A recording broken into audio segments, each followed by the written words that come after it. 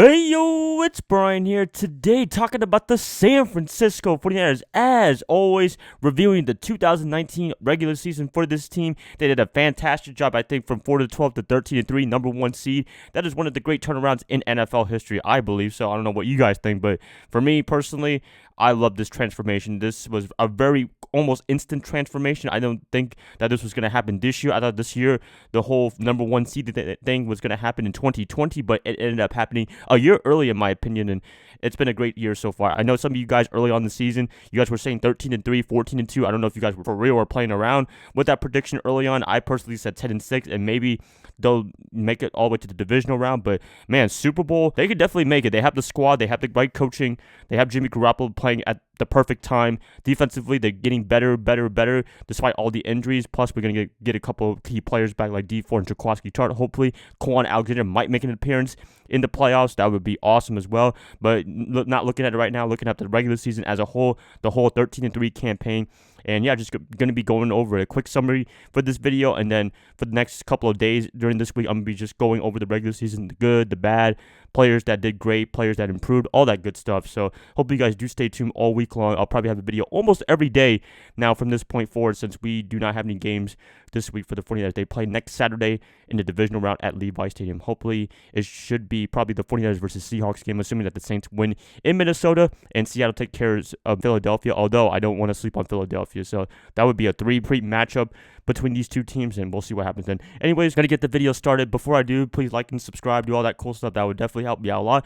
And yeah, let's just go over the 2019 season as a whole. This is going to be a little bit jumbled out of the place. I don't have a script or anything like that, as you all probably know by now. I have some jotting down notes, but other than that, this is mostly from my mind, maybe that I kind of thought about before the video, but other than that, I don't do any scripts or anything, so let's just get this started. So 49ers, as I said, 4 to 12 to 13 and 3, one of the great transformations in terms of team turnarounds in NFL history. I think a lot of great things have happened. There was a lot of contributing factors of why the 49ers went 13 and 3 this year, and I can name them some right now. Jimmy Garoppolo coming back, that was a big reason right there. I mean, if you talk to me early on in the season, maybe almost halfway through the season, you're saying Jimmy Garoppolo was the reason why we're undefeated at that time, 8-0, 8-1 when we lost to the Seattle Seahawks in overtime.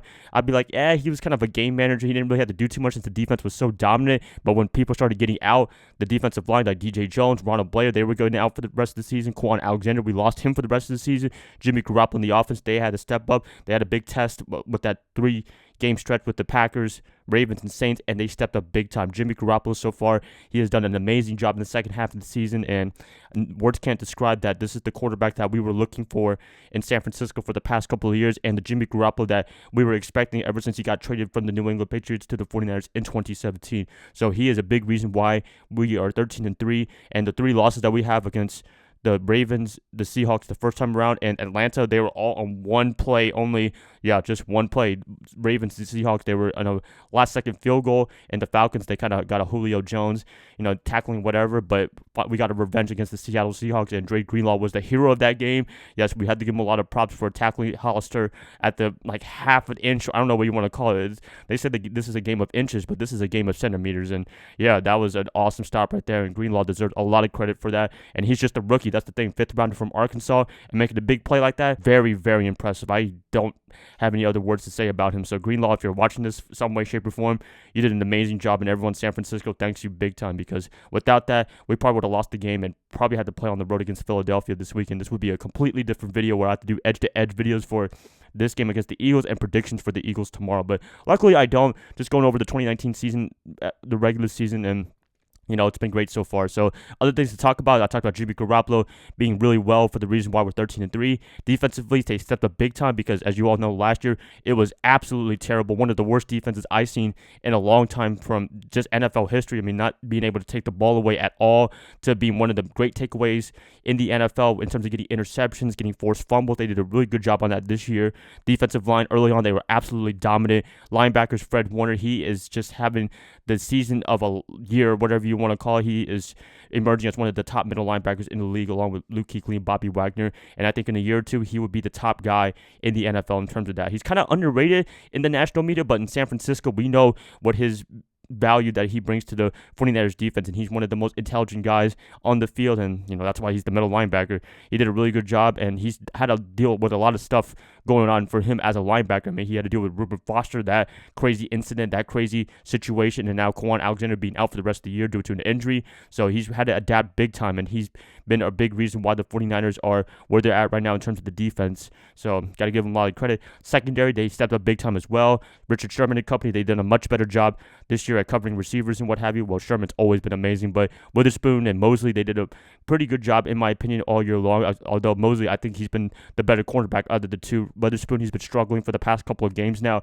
Seattle and in Los Angeles on Saturday night last week. He did get benched, I think, in Seattle, so they put in Emmanuel Mosley, and I expect Mosley to be the starter for the divisional matchup. I don't know yet exactly. Kyle Shanahan hasn't announced the starting cornerback, but I think that Mosley, the way he's been playing all year long and the way he is going to be able to prep for this game in the divisional round, I think he will be the starter for this game against whoever they play in next Saturday. So, yep, I mean, just looking at all the three phases of the defense, from the D-line to the secondary, they did an amazing job. And, you know, as I said, D Ford, Jaquiski Tartt coming back, that's going to be a big difference as well. So looking at Jimmy Garoppolo, looking at the defense having big improvements, the depth, that's a big thing that I think did really well for the 49ers all year long as well. I mean, you see people going out, people still coming in, contributing. You look at Witherspoon, that's a great example. He's out for a couple of games, and then you have Mosley stepping up, did a really good job. Offensive line, we had a makeshift offensive line for the second half of the season. We lost Joe Staley and Mike McGlinchey for a while, and guys like Justin School, Daniel Brunskill, they definitely stepped up as well.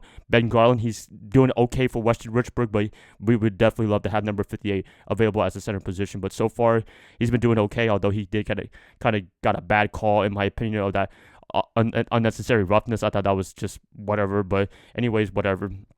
So looking at it, the depth, I think that was a really good thing that they addressed in the draft, definitely, and in free agency. So that's one of the great investments that they did. And finally, for me personally, I think the big reason why the 49ers, they had the season of a lifetime from 4 to 12 to 13 and 3 is all the transactions that they made during the offseason. They were very aggressive in free agency and in the draft. John Lynch, he did a really good job on acquiring players during the offseason. I mean, I can list the guys right now in free agency. They got Kwon Alexander, D Ford, great guys if they can stay healthy. The draft, they got Nick Bosa, Deebo Samuel, Mitch Wishnowsky, Dre Greenlaw. These guys, they are all contributing instantly.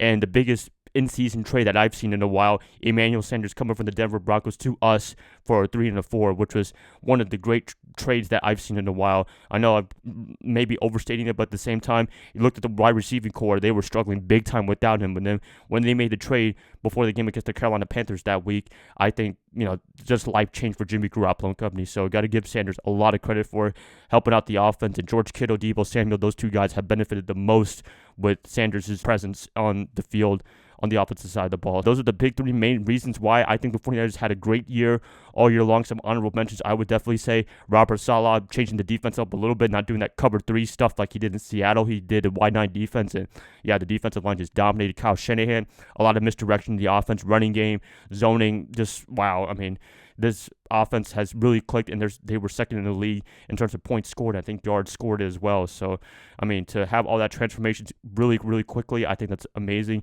And the thing for me that I want to look forward to for the 49ers is this all sustainable? Can the 49ers not be a one-and-done team like the Jacksonville Jaguars in 2017 or like the LA Rams last year? Are they able to make the playoffs every year and try to compete for a Super Bowl? I think it's very sustainable. I mean, the way Lynch and company handle all these contracts, I think that's a really good thing for them because they always do the 2-year, almost fully guaranteed contracts, and then they have an opt-out clause if they decide not to show up. I mean, you look at the contract that they've done even with Jimmy Garoppolo. If he doesn't play well, I mean, he played well all year long, but if he didn't play well in 2019, if he was struggling all year long, he was the reason why we were like 8-8 or 7-9, then they could cut him in 2020 during the offseason. They only count almost $2 or $3 million off the cap. So they've done a lot of good things for themselves to give themselves an insurance policy in case these players do not work out or they just don't want to overpay them or what have you. So that's a good thing from them, and both him and Prague. The players, they're young with their presence and what have you. That's going to be a good thing. I mean, Nick Bosa, he's only, like 22, 23. A lot of the guys in the draft, they're developing. Even the people that he drafted in 2017, like George Kittle, 2018, Fred Warner, those guys, they're still young. So I believe that these guys, they can really make an impact for years to come. Jimmy Garoppolo, he's the quarterback. He's only 29 years old. I know it's a little bit old. This is his first season starting as a full-time starter. And yeah, he can really sustain the success, I think, for the next couple of years with Kyle Shanahan as the head coach. So Shanahan, he's been able to adapt in the NFL in terms of the offense and defense as well. He's not one of those guys that's just like, oh, I'm just going to be complacent with my system and not change at all. There's a lot of coaches like that, but Shanahan, I believe he's one of those guys that I'm going to look at some changes, what's going on in the NFL, what's trending and what have you, and kind of adapt it in his own offense, but not really completely copy it. So I see that with him and Shanahan. So yeah, I mean, looking at this whole transformation ordeal, very good thing to see, and I'm excited. I hope you guys are as well, getting this whole 13-3 season, number 1 seed. There's still a lot of work to do, but look at the regular season. It was one of the great transformations that I've ever seen from an NFL team. I mean, I've seen really good ones, but just this one in general, with all the problems that they had all year long. Last year, the defense, Jimmy Garoppolo being out for the whole year, and everything coming together in 2019, I thought that was a big shocker to me, in my opinion. I mean, I didn't have them going 13-3. I had them at least making the playoffs, but not having this dominant season that they had